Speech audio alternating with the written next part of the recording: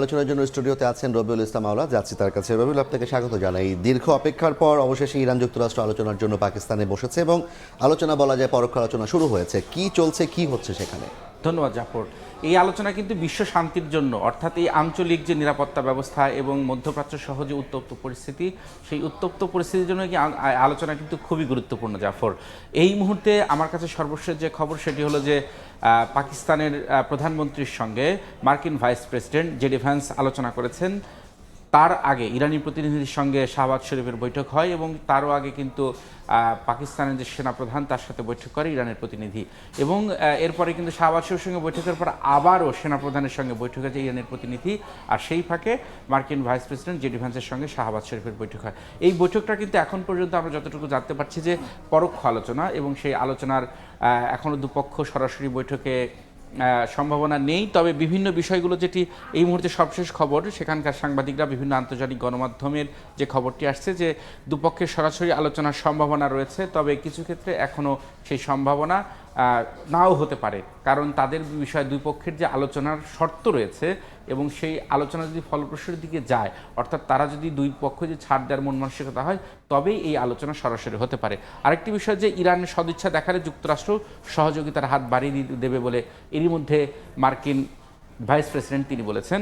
তবে এর কিছু আরেকটু আপডেট আছে যেটি আমরা বিভিন্ন গণমাধ্যমে, বিশেষ করে বার্তা সংস্থা রয়টার্স কিন্তু একটা আশাব্যঞ্জক খবর দিয়েছিল।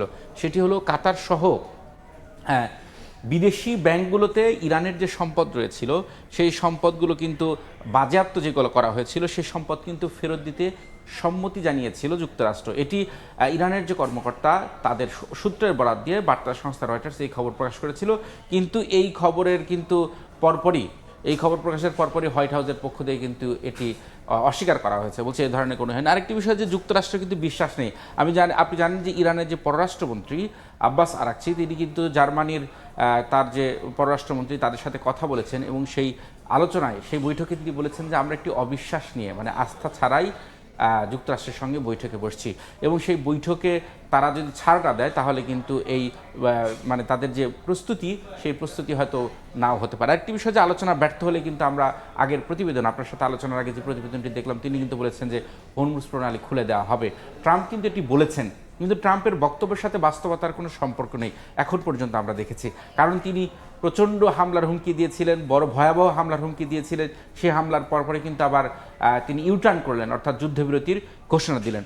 আরেকটি বিষয় যে যুক্তরাষ্ট্র এবং ইসরায়েলের যে আলোচনা, সেই আলোচনার কোন কোন বিষয়গুলো প্রাধান্য পাচ্ছে আমরা সেগুলো একটু দেখে নিতে পারি। সেটি হলো যে এখন পর্যন্ত লেবাননের যে যুদ্ধবিরতি, আপনি জানেন যে মধ্যপ্রাচ্যের যে সংঘাত, সেই সংঘাতের অন্যতম যুদ্ধের ময়দান কিন্তু হয়ে গেছে লেবানন। সেখানে নির্বিচারে বোমা বর্ষণ করছে ইসরায়েল। বিশেষ করে যে ইরানের যে যুদ্ধবিরতি, অর্থাৎ ট্রাম্প যে হামলা বন্ধ করলো, এরপরই কিন্তু লেবাননে তিনি হামলা জোরদার করেছেন। অর্থাৎ এই যুদ্ধের ফ্রন্টে কিন্তু লেবাননে একটি গুরুত্বপূর্ণ ইস্যু হয়ে দাঁড়িয়েছে, এবং ইরানের অন্যতম প্রধান দাবি লেবানন, তারা বলেছে যে এই যুদ্ধবিরতি হলে সেখানেও কিন্তু লেবাননে অন্তর্ভুক্ত করতে হবে। আরেকটি বিষয় যে সম্পদ মুক্ত করা, যেটি আমি আগে আলোচনা করেছি।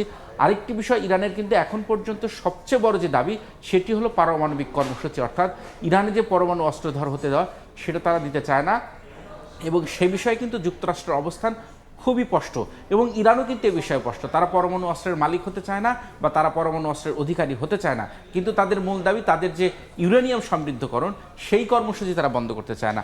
আরেকটি বিষয় যে হরমুজ প্রণালী নিয়ন্ত্রণে যুদ্ধের যে ক্ষতিপূরণ, এই যুদ্ধের ক্ষতিপূরণ তারা হরমুজ প্রণালী থেকে আদায় করতে চায়। আঞ্চলিক মধ্যপ্রাচ্যে যে মার্কিন সামরিক উপস্থিতি, এটি কিন্তু একটা গুরুত্বপূর্ণ ইস্যু ইরানের নিরাপত্তার জন্য।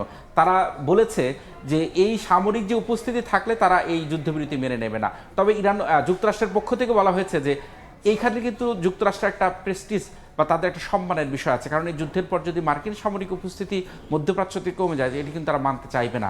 ইতিমধ্যে কিন্তু মার্কিন যে উপস্থিতি, অর্থাৎ যদি আমরা বলি যে কাতারে আলুদের ঘাঁটি, সেটি প্রায় ধ্বংস হয়ে গেছে বলা যায়, সুতরাং তারা কতটা থাকতে পারবে সেটিও প্রশ্ন আছে। শুধু কাতার নয়, আমরা কুয়েত, কাতার এবং সংযুক্ত আরব আমিরাত, এই দেশগুলোতে যে সামরিক উপস্থিতি রয়েছে, সেগুলো কিন্তু আসলে ব্যাপকভাবে ক্ষতিগ্রস্ত হয়েছে। ধন্যবাদ আওলাদ আপনাকে। আমাদের সঙ্গে যুক্ত ছিলেন রবিউল ইসলাম আওলাদ, জানাচ্ছিলেন পাকিস্তানে যুক্তরাষ্ট্র এবং ইরানের মধ্যকার যে আলোচনা, সে বিষয়ে বিস্তারিত।